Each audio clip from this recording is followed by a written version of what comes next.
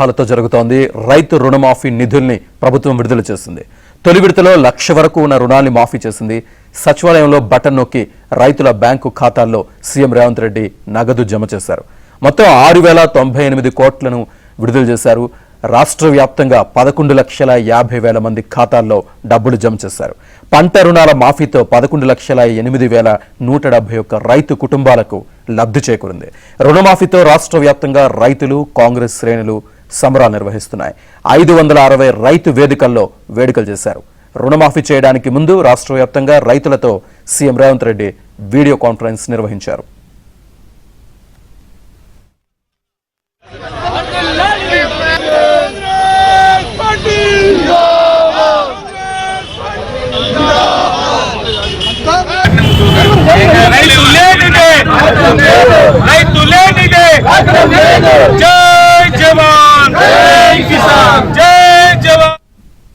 తెలంగాణలో రైతు రుణ మాఫీకి సంబంధించి పూర్తి సమాచారాన్ని మా కరెస్పాండెంట్ రాజేష్ అందిస్తారు. రాజేష్.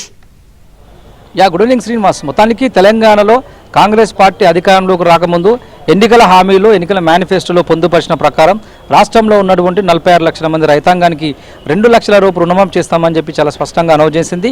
దానికి అనుగుణంగా ఈ 6 నెలల వ్యవధిలో పూర్తి స్థాయి కసరత్తు చేసిన అనంతరం మొదట్లో ఒకే దఫలో 2 లక్షల రుణమాఫీ చేస్తామని చెప్పేసి చేయాలని చెప్పి రాష్ట్ర ప్రభుత్వం భావించినప్పటికీ నిధుల సర్దుబాటు కాని పక్షంలో దశల వారీగా 3 దశల్లో రుణమాఫీ చేయాలని చెప్పేసి కాంగ్రెస్ ప్రభుత్వం నిర్ణయించింది. దానికి అనుగుణంగా ఇవాళ కాసేపు క్రితమే తెలంగాణ రాష్ట్ర సచివాలయంలో ముఖ్యమంత్రి రేవంత్ రెడ్డి లాంఛనంగా 1,00,000 రూపాయల లోపు రుణాలను మాఫీ చేస్తూ బటన్ ద్వారా దాదాపు రాష్ట్ర వ్యాప్తంగా ఉన్నటువంటి 560 రైతు వేదికల ద్వారా ప్రసంగిస్తూ 1,00,000 రూపాయల లోపు రుణాలను మాఫీ చేసింది రాష్ట్ర ప్రభుత్వం. ఈ కార్యక్రమాన్ని లాంఛనంగా ముఖ్యమంత్రి రేవంత్ రెడ్డి స్టార్ట్ చేశారు. దీంతో రాష్ట్ర వ్యాప్తంగా 12 లక్షల మంది రైతులకు రుణ విముక్తి కలిగింది.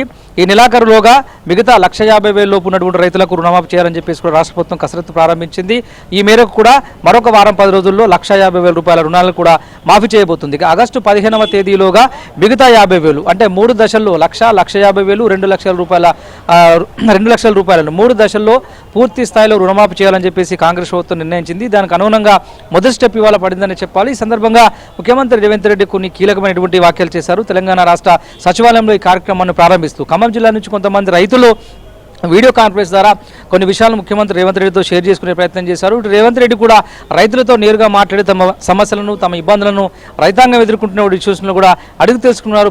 పేరున ఒక్కొక్కరికి ఎంత మేరకు వ్యవసాయం ఉంది, ఎన్ని రోజుల నుంచి వ్యవసాయం చేస్తున్నటువంటి విషయాన్ని కూడా అడిగి తెలుసుకునేటువంటి ప్రయత్నం చేశారు. 2022లో వరంగల్లో రైతు డిక్లరేషన్ పేరిట కాంగ్రెస్ ప్రభుత్వం ఏర్పాటు చేసినటువంటి సభ ఏదైతే ఉందో ఆ సభకు అనుగుణంగా రాహుల్ గాంధీ నుంచి కూడా ఒక స్పష్టమైనటువంటి హామీ వచ్చినట్టు తెలుస్తుంది.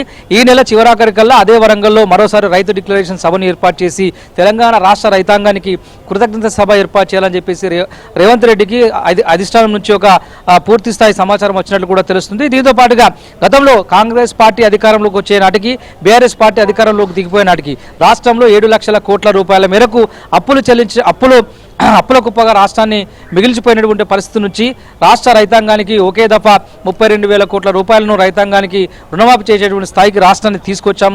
దీంతో పాటుగా బీఆర్ఎస్ పార్టీ నేతలు పదే రుణమాఫీ అంశంలో కాంగ్రెస్ పార్టీ తప్పించుకొని పారిపోయేటువంటి ప్రయత్నం చేసినటువంటి విమర్శలకు ఇప్పుడేం సమాధానం చెప్తారని చెప్పేసి కూడా ముఖ్యమంత్రి రేవంత్ రెడ్డి ప్రశ్నించేటువంటి ప్రయత్నం చేశారు. మరొకసారి కాంగ్రెస్ ప్రభుత్వము తెలంగాణ రాష్ట్ర ప్రజలకు మాట ఇస్తే కనుక ఆ మాటను తప్పే ప్రసక్తే లేదు. మిగతా 1,50,000, 2 లక్షల రూపాయల రుణాలు కూడా త్వరలోనే మాఫీ చేయబోతుంది.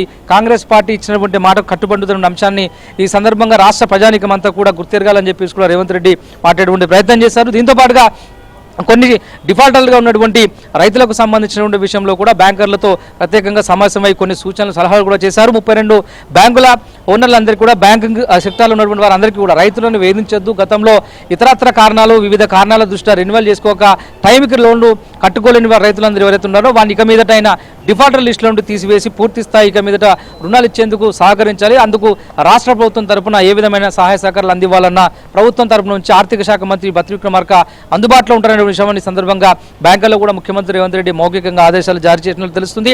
దీంతో పాటుగా గత బీఆర్ఎస్ ప్రభుత్వ హయాంలో గుట్టలు, కొండలు, నాన్ అగ్రికల్చర్ ల్యాండ్లకు భారీ ఎత్తున రైతు బంధు నిధులను కేటాయించినట్లు రాష్ట్ర ప్రభుత్వం వద్ద లిస్టు ఉంది. దాదాపు 17,000 అకౌంట్ల వరకు కూడా ఈ విధంగా రైతు రుణమాఫీ ద్వారా లేదంటే రైతు బంధు ద్వారా ఇతరత్ర అంశాల ద్వారా లబ్ధి పొందినటువంటి వారందరికీ కూడా ఎగ్జామ్షన్ ఇచ్చి వారిని తిరిగి బ్యాంకులతో రికవర్ చేయించినటువంటి అంశం పట్ల కూడా బ్యాంకర్లు సీరియస్గా వ్యవహరించాలి.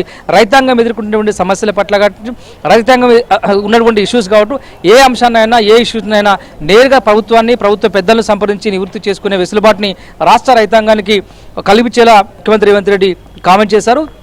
మొత్తానికైతే వల్ల లాంఛనంగా అనుకున్న దాని ప్రకారం కాంగ్రెస్ పార్టీ అధికారంలోకి వచ్చినటువంటి 6 నెలల వ్యవధిలోనే ₹1,00,000 మేరకు రుణమాఫీ చేస్తూ నిర్ణయం తీసుకోవడానికి పట్ల రాష్ట్ర వ్యాప్తంగా ఉన్నటువంటి రైతాంగం కావచ్చు, జిల్లాల వ్యాప్తంగా ఉన్నటువంటి వివిధ వర్గాల ప్రజలు, అదేవిధంగా స్థానిక ప్రజాప్రతినిధులు, ఎమ్మెల్సీలు, ఎమ్మెల్యేలందరూ కూడా హర్షం వ్యక్తం చేస్తున్నారు. ముఖ్యమంత్రి రేవంత్ రెడ్డి నిర్ణయం కావచ్చు, రాష్ట్ర ప్రభుత్వ నిర్ణయాన్ని కావచ్చు, పెద్ద ఎత్తున సచివాలయం చేరుకొని వాళ్ళందరికీ కూడా రేవంత్ రెడ్డికి కృతజ్ఞత తెలిపేటువంటి ప్రయత్నం చేశారు. ఓవరాల్గా మరో కొద్ది రోజులు అంటే నెల చివరాఖరి వరకు మిగతా ₹150,000 రుణాలు కూడా మాఫీ చేసేందుకు అవసరమైనటువంటి నిధులను కూడా త్వరితగతిన పూర్తి చేసుకుని ఆ నిధుల సమీకరణ చేసుకోవాల్సిందిగా సంబంధిత శాఖలను కూడా ఈ సందర్భంగా ముఖ్యమంత్రి రేవంత్ రెడ్డి